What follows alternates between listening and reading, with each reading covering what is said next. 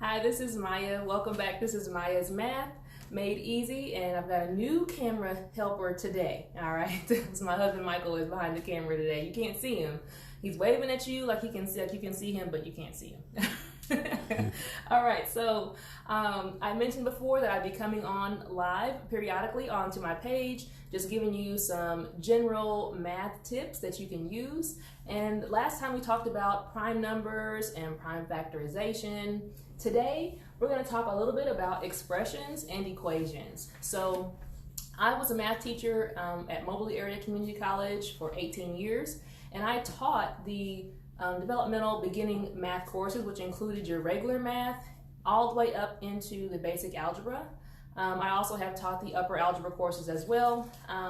So this is usually a point where people need to kind of understand the difference between basic math and algebra, all right? So most people know algebra to be, you start using letters instead of just numbers, right? So that's kind of what this is going to help you to understand. All right, so first off, expression versus an equation. Most people know that an equation has an equal sign. You kind of see it in the spelling, that equations have equal signs. So an example of an equation would be something like x plus 2 equals 5, okay? That would be an example. Sorry, my 5 is kind of wonky there. All right, so x plus 2 equals 5. That's an equation. An expression would just be x plus 2, all right? Now don't get scared. Don't get scared away with the letter, all right? The letter is only there to let us know that it represents some number. We just don't always know what number it is. So the equation makes the most sense to us, even though my 5 is terrible, right? X plus 2 equals 5. If we think about it, we're thinking, all right, well, what number does X stand for, right? What is the only number that you can do plus 2 and end up with 5, all right? And that number would be 3, okay? So I know that X really is 3 in this equation. And that's what makes an equation an equation. We can actually solve an equation. I know all that I need to know because of this equal sign, that I can figure out what needs to be over here. The equal sign is kind of like the middle of a balance or a scale, and we have to have the same amount on each side. If there's 5 over here, we have to also be able to make 5 right here. So in order for us to have 5 on this side, like there is here, we know X would have to be 3, okay? The difference in an expression is there's no equal sign, right? And X could be any number.